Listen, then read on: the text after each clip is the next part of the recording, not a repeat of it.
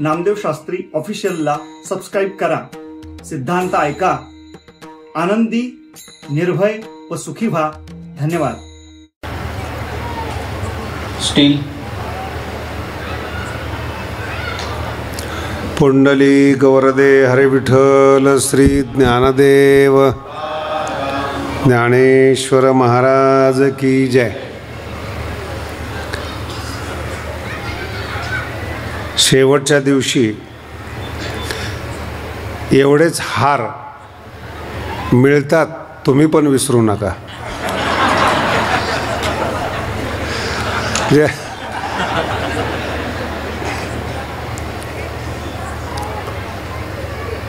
7 दिवसामध्ये बरेचसे लोक आले नाहीत, म्हणून एक सारांश रूपाने आपण सांगत आहोत.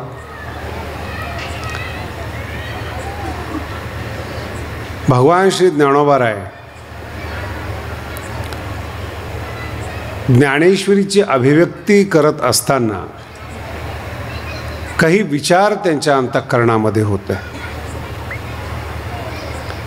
बुद्धिमान माणसं, धनिक माणसं सुखी असतात, काही विचाराने, काही धनाने. 2 प्रकारचं बळ मानलं जातं या जगामध्ये, धन आणि मान. सन्मान सुद्धा धन असतं, हे विसरू नका. ज्यांचा सन्मान आहे, मान आहे, ते सुद्धा मानातून पैसे कमवतात, प्रसिद्धीतून पैसे कमवतात. प्रसिद्धीसुद्धा माध्यम आहेत. आणि धनवानचा तर काही प्रश्नच नाही, पुरुषार्थ आहे तो. हा पुरुषार्थ करत असताना 1-2-4% लोकांकडे मान आणि धन असतं. राहिलेला जो वर्ग आहे 98-99% वर्ग, तो का जन्माला येतो, कसं जगतो, कसं मरतो, याची दखल सृष्टी आणि लोक घेत नाहीत. माणसं ही वापरायसाठीच असतात, असा श्रीमंताचा आणि सन्माननीय लोकांचा आशय आणि विषय असतो. तुम्ही किती बुद्धिमान आहात, किती श्रीमंत आहात, हा विचार केला जात नाही याच्यामध्ये. लक्षात ठेवा, तुमचा वापर कसा करता येईल, तुम्हाला योग्य रीतीनं तुमच्या बुद्धीचा, तुमच्या तारुण्याचा, तुमच्या जीवनाचा आपल्यासाठी कसा वापर करता येईल, याचा विचार करणारा वर्ग जास्त आहे. पृथ्वीवरचे पहिले संत भगवान श्री ज्ञानोबाराय, ज्यांनी उपेक्षित वर्गाला, सामान्य वर्गाला, धन आणि मान नसलेल्या वर्गांना एकत्रित करून त्यांच्यासाठी ज्ञानाची सोय केली, त्यांचं नाव आहे भगवान श्री ज्ञानोबाराय. तुकोबाराय ज्ञानोबारायांचं वर्णन करतात. जयाने घातली मुक्तीची गवादी. गवादी शब्दाचा अर्थ आहे अन्नक्षेत्र.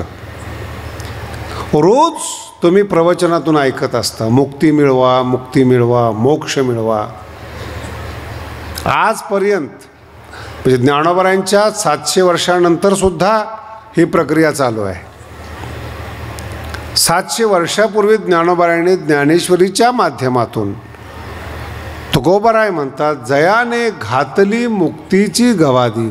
मुक्तीचं अन्नक्षेत्र टाकलेलं आहे ज्ञानेश्वरीच्या माध्यमातून. आणि हे सत्य आहे. कमीत कमी उपाशी माणसाला अन्नक्षेत्रात जावं लागेल.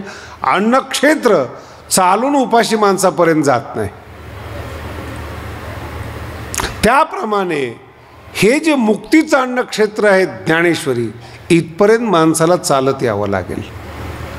आणि मग तुम्हाला या ज्ञानेश्वरीतली मुक्तीचा अनुभव, मोक्षाचा अनुभव जिवंतपणे येतो. हे ज्ञानोबारायांचं वैशिष्ट्य आहे, ज्ञानेश्वरीचं वैशिष्ट्य आहे.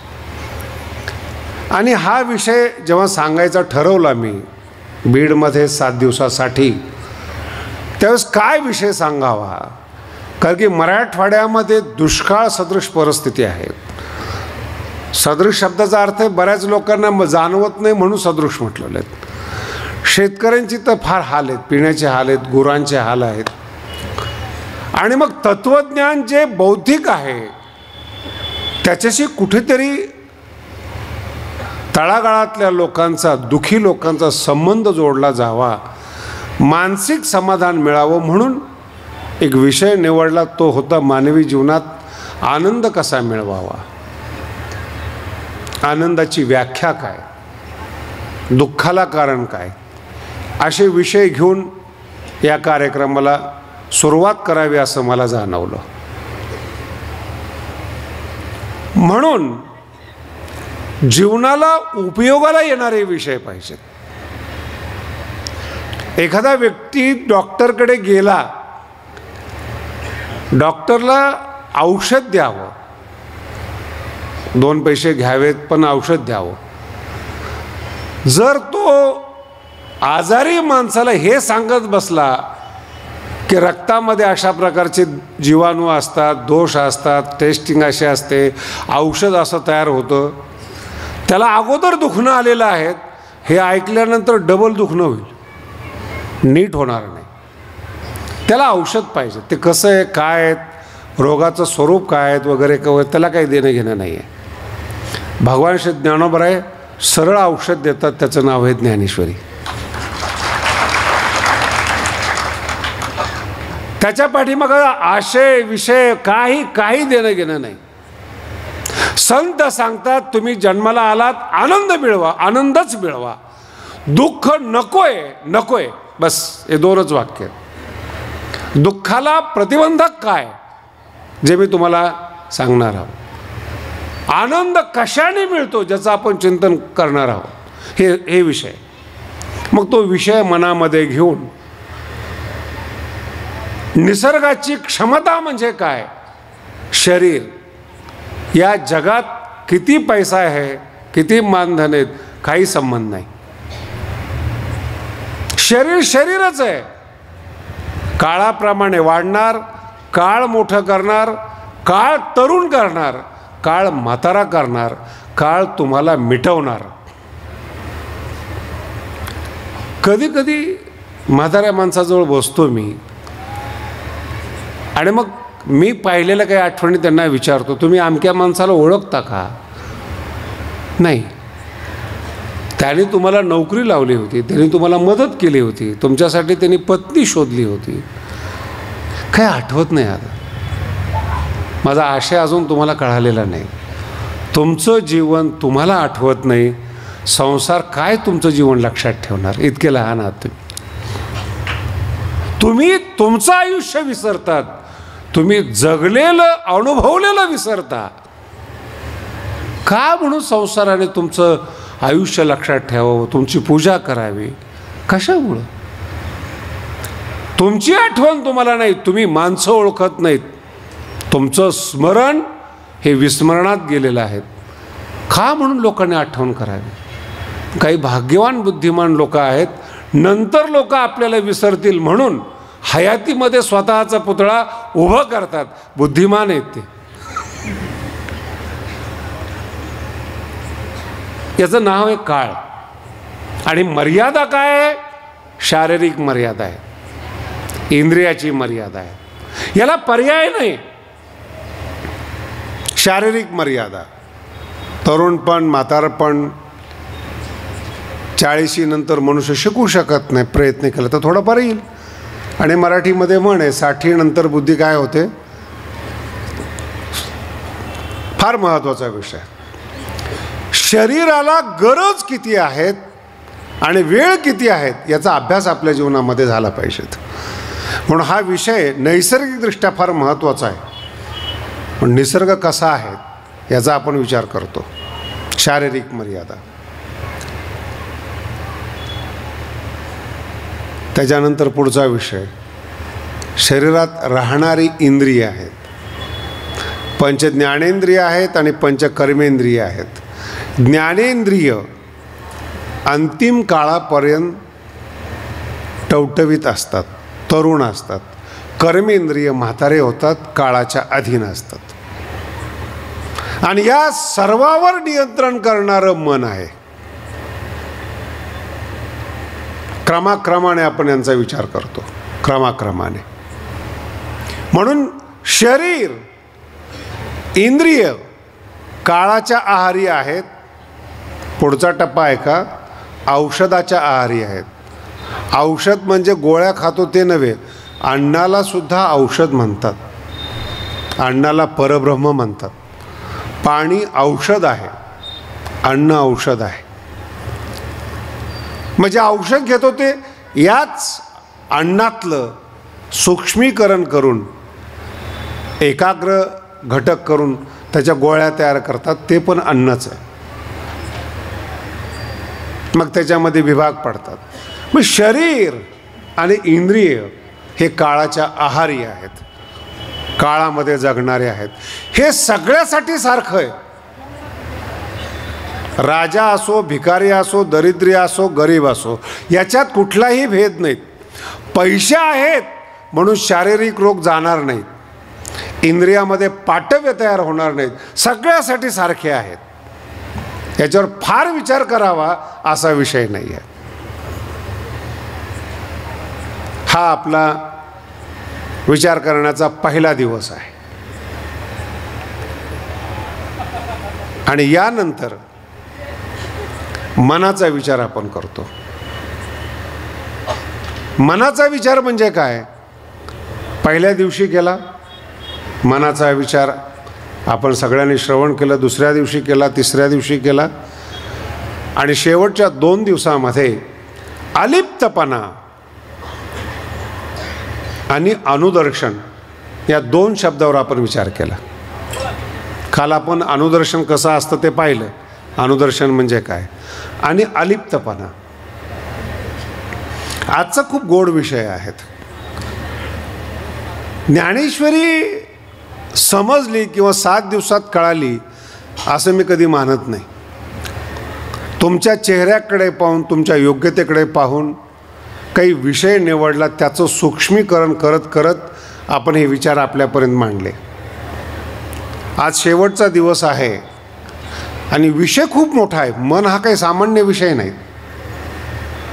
आणि जाता जाता कालचा जो महत्त्वाचा विषय होता, जयाची आज्ञा आपण, श्री वाहे अंतःकरण, इथं आपण थांबलो होतो. आजचा विषय खूप सुंदर आहे. दुःख होऊ नये याच्याकरता थोडक्यात आम्हाला पाहिजे. आवडतो ना विषय, दुःख होऊ नये जगताना, असे थोडा विषय पाहिजे, छोटा विषय पाहिजे. माणसं तसं पाहिलं ना तर फार हुशार असतात. त्यांना थोडक्यात फार पाहिजे असतं, महान पाहिजे असतं. वेळ पण गेला नाही पाहिजे, कळालं पण पाहिजे, वापरता पण आलं पाहिजे. मग याचं एक मिश्रण ज्ञानोबांनी तयार केलेलं आहे. सगळ्यांचं छोटं मिश्रण आहे. त्याचं नाव आहे अपेक्षा. त्याचं नाव आहे अपेक्षा. ज्ञानेश्वरीतला सुखाचा अतिशय महत्त्वाचा सिद्धांत आहे अपेक्षा. वैराग्य एक नाणं आहे, आणि नाणं म्हणलं की त्याच्या 2 बाजू असतात.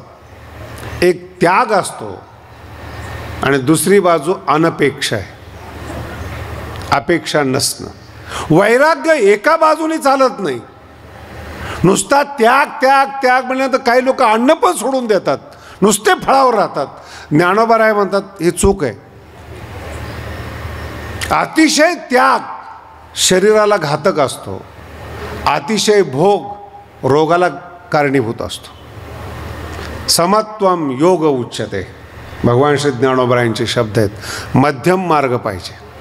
अतिशय त्याग नसला पाहिजे, अतिशय भोग नसला पाहिजे. आणि या 2 बाजूला तोलणारे हे 2 शब्द आहेत, त्याग आणि अनपेक्षा. हे 2 बाजू आहेत. अनपेक्षा फार गोड शब्द आहे, महत्त्वाचा शब्द आहे. सगळी ज्ञानेश्वरी जरी तुम्ही 7 दिवसाची विसरली तरी चालेल, अनपेक्षा हा शब्द मरेपर्यंत जागा ठेवा. तो शब्द तुम्हाला कधीच आयुष्यात दुःख देणार नाही, दुःख येऊ देणार नाही. एवढा महत्त्वाचा शब्द आहे अनपेक्षा. म्हणजे काय? अपेक्षा न करणं. थोडा आवाज जरा हे करा. अपेक्षा न करणं याची ओवी सांगतो म्हणजे तुमच्या लक्षात येईल. ज्ञानोबा याच्याबद्दल काय म्हणतात? जयाचे ठाई पांडवा. अतिशय मजबूत ओवी आहे, दिसायला फार सोपी आहे, बहुतेक पाठ असणारी ओवी असू शकते.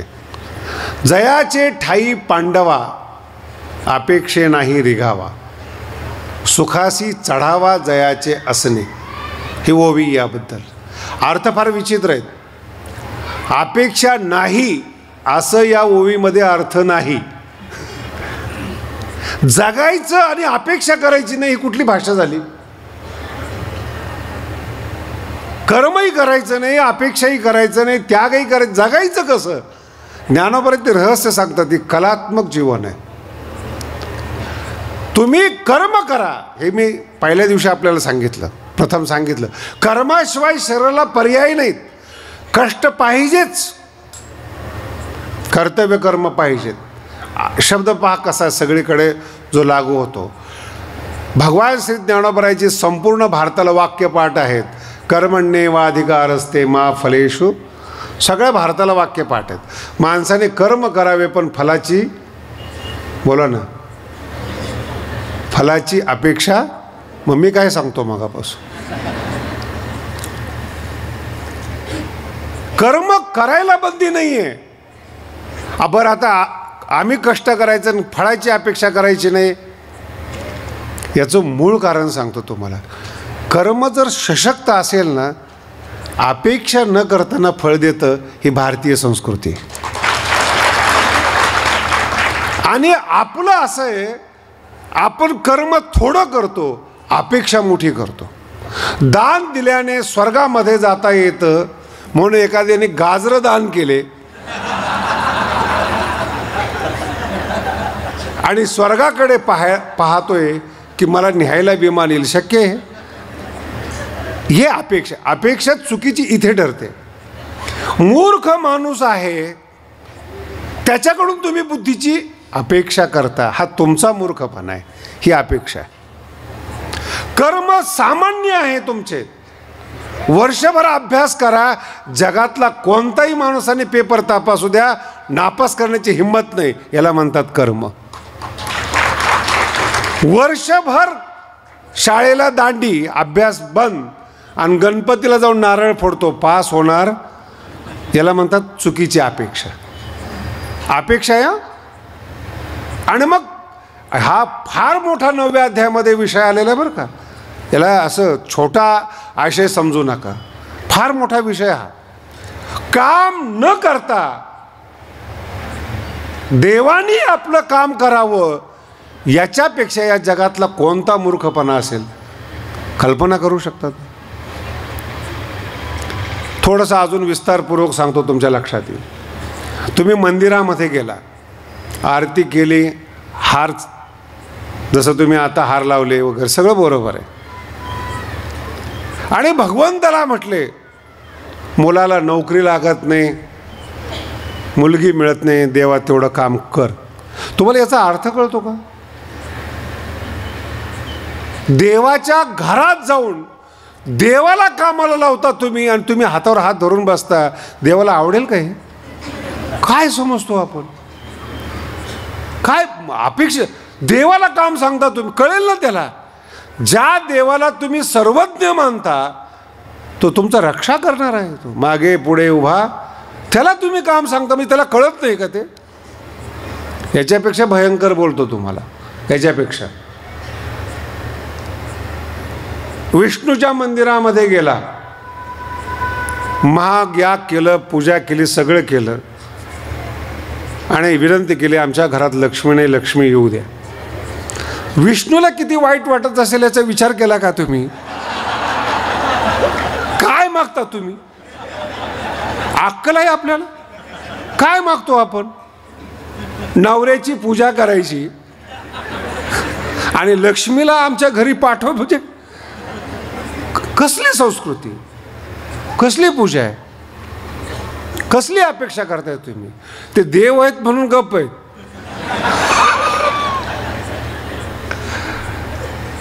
माणसाच्याकडे असं करता येणार, जे माणसाबरोबर वागता येणार नाही ते तुम्ही देवाबरोबर वागता. काय अपेक्षा आहे तुमची?